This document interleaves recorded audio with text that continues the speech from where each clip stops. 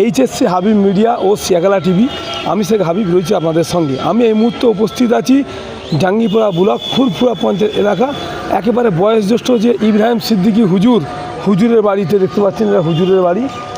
ওয়াকফ সম্পত্তি, মসজিদ ও মাদ্রাসা। বিজেপি সরকার চাইছে এই ওয়াকফ সম্পত্তিকে ওনারা একটা চাইছে, কী চাইছে, বিল, মানে একটা বিল পাস হয়েছে, তো ওনারা ওনাদের কবজায় করে নিতে চাইছে। একটা যে বিল পাস হয়েছে সেই বিল নিয়ে আজকে ফুরফুরা শরীফে এই মুহূর্তে উপস্থিত আছি। ফুরফুরা শরীফে বয়োজ্যেষ্ঠ পীর সাহেব ইব্রাহিম সিদ্দিকী কী বললেন মিডিয়ার মুখে, তা আপনাদের শোনাবো। আপনারা ভিডিওটি শেষ পর্যন্ত দেখুন। বেশি হিসেবে আপনার মূল্যবান মতামত কমেন্ট বক্সে জানাবেন। মুসলিম ওয়াকফ বোর্ডের যে সম্পত্তি আছে সেই সম্পত্তিকে বিজেপির লোকেরা ধামাচাপা দিচ্ছে চাইছে, কী বলবেন? দেখুন, ভারতের সংবিধান আইন একটা আছে যে মুসলিমদের ওয়াকফ এস্টেট, হিন্দুদের দেবত্ব সম্পদ আছে। হিন্দুদের দেবত্ব সম্পদের দায়িত্ব যা কিছু কমিটি যা কিছু করার হিন্দু ভাইরাই করবে, কি বুঝলেন? আর মুসলিমদের ওয়াকফ এস্টেট যা কিছু দায়িত্ব রাখা, হিসাবপত্র যা কিছু মুসলিমরাই করবে। এটা হয়ে আসছে আজ অবধি, কথা বুঝলেন? আর সেইটাকে নিয়ে আজকে চাইছে কি,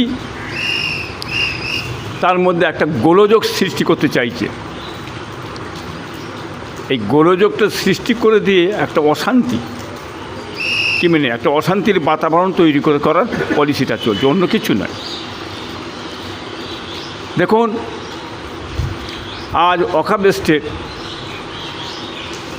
মানে কোটি কোটি টাকা সম্পদ, বহু জমি সম্পদের ব্যাপার আছে।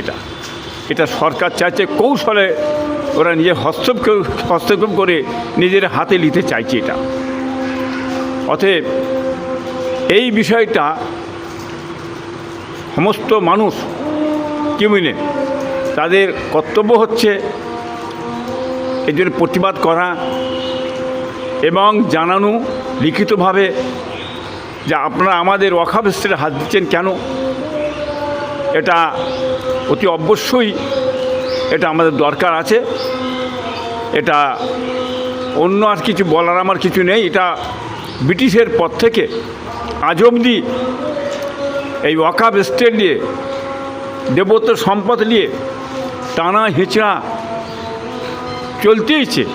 সমাধান আজ অবধি কোনো সরকার করলে না, খাই জিয়ে রেখে এটাকে নিয়ে রাজনীতি করা হচ্ছে, কি বুঝলেন? এছাড়া অন্য কিছু নেই। এটাও সামনে একটা পলিসি, কি বুঝলেন, রাজনীতির পলিসি চলছে, ভোট নেবার পলিসি চলছে, এছাড়া অন্য কিছু নয়। কিন্তু একটা বিল যে পাস করে আনতে চাইছে, এটা আপনারা বুঝতে পারছেন সকলেই।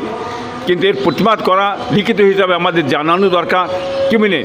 এটা আপনারা সকলে করবেন। হ্যাঁ, সকলে জানার দরকার আছে, এটা করা আমাদের জন্য উচিত এই বলে আমি মনে করি।